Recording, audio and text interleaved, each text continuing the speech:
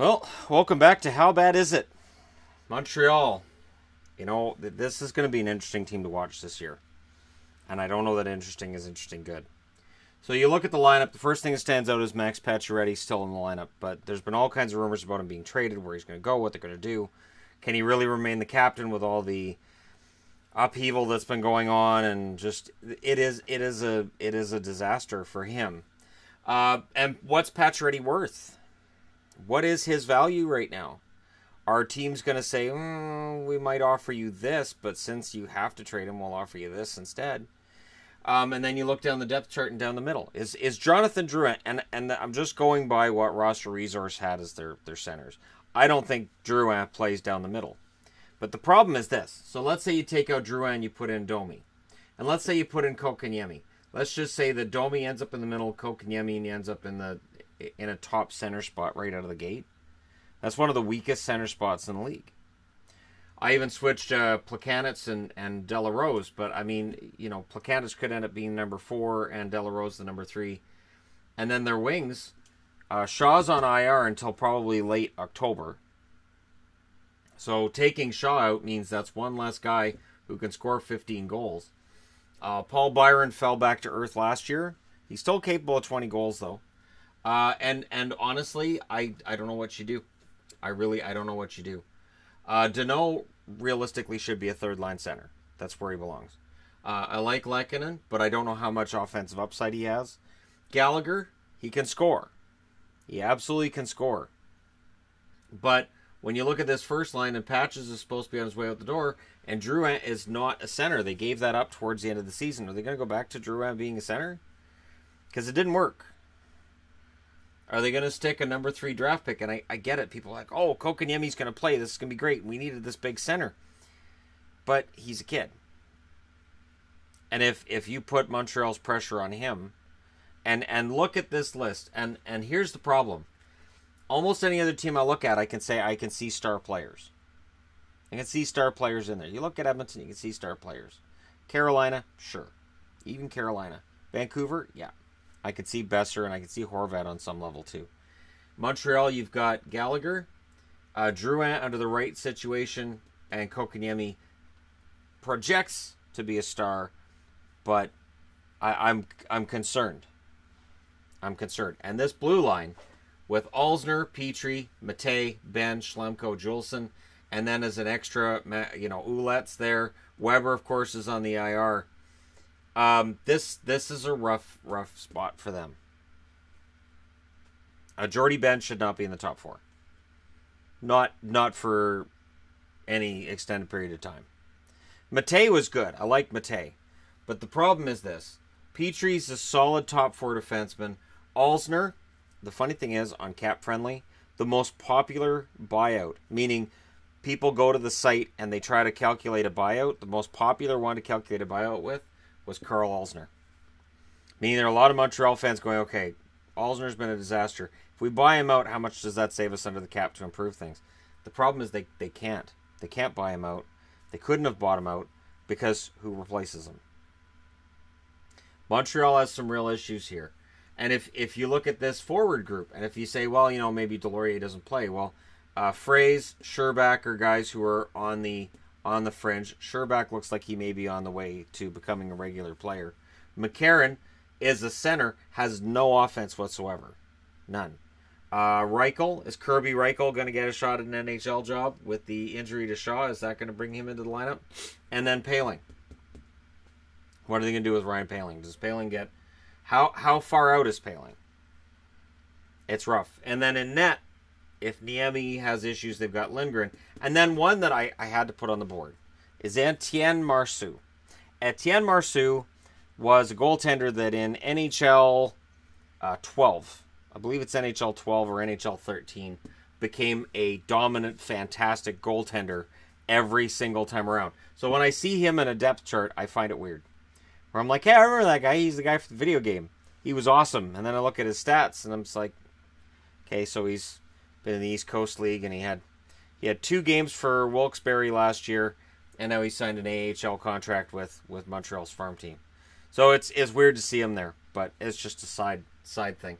But yeah, I honestly, This lineup is scary bad, for the most part. And, again, and much like with the Islanders, I look at that blue line and I say, well, I don't know. Even when Weber comes back, and we don't know what Shea Weber's going to come back. Is he going to be healthy? Probably not. And then if, God forbid, Carey Price should get hurt. If anything happens to Carey Price with this roster, it's just going to get worse. And it'll be interesting to see what happens with Montreal, because this is a team that, let go of Radulov. So Radulov's gone. They traded in Weber and traded out Subban. Now they've traded out Galchenyuk for Domi. We'll see this fall whether that's a good trade or not. Even with Galchenyuk in this lineup, it still would have been kind of a scary thing to look at. And then last year, of course, they traded out Sergachev to bring in Drouin. Now, Drouin, if he makes it at center and if he makes that move work, then there's hope for Montreal. But Sergachev would look fantastic on this blue line. Sergachev would be exactly what this blue line needs. And they traded him away for a center that didn't work out as a center last year, and they may be forced to try him down the middle again this year. Now, I've stated this previously, and I'll state it again here. Last year, going into the season, nobody gave Colorado a shot, and nobody gave the New Jersey Devils a shot at a Stanley Cup playoff spot, and they got it. So, I'm not saying that these guys can't put together a playoff run potentially, but it's going to be tough. This Montreal team is going to have it really, really tough. So, if they're going to trade out Pacioretty, now might be a good time. Because honestly, if you look at a team that desperately needs Jack Hughes, the number 1 draft pick next year, it's Montreal.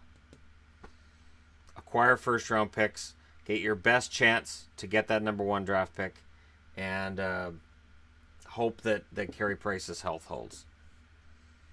Because if he suffers through injuries again this year, it'll be a very long year for Montreal Canadiens fans. And that's despite the fact that I know Antoniemi was better in Montreal than he was in Florida or Pittsburgh before that, or Dallas before that.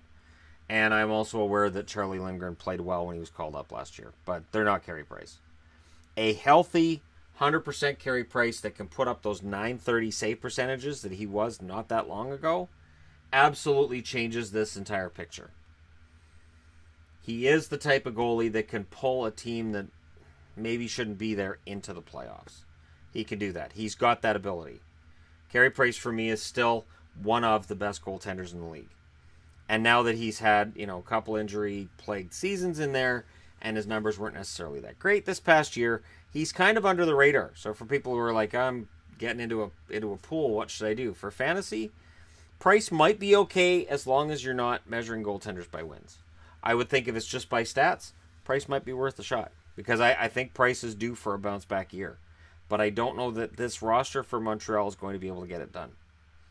And that's really the issue.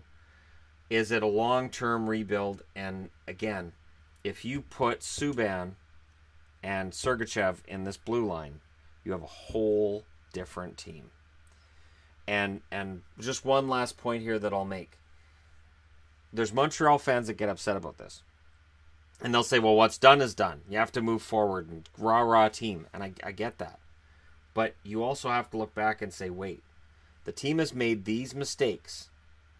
Is it still making mistakes? Are these moves going to come back a year to 2 years from now to haunt them? Or is it going to be 6 months from now if say, Galchenyuk gets off to a great start with the Arizona Coyotes? What are we going to be looking at for Montreal with Domi? Anyways, I'll be interested to know your thoughts on this one. Again, it's a tough call because when I see people say X team is going to be the worst in the league in 2018-19, I think there's going to be a pretty stiff competition for that spot. Because Jack Hughes, as much as Dahlin was a guy worth tanking for, Hughes is projecting to be this huge star. And if he is as good as he's been projected to be from last year to this year and going forward, if he ends up being just that good, he is absolutely worth tanking for, especially for a team that desperately needs a star forward. And Montreal desperately needs that. They may get it in return for Pacioretty, but odds are it'll probably be a top-notch prospect and a couple of draft picks. And that won't make the story any better or this picture any prettier.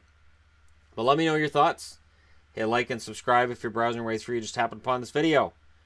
And this has been the Montreal Canadiens portion of How Bad Is It?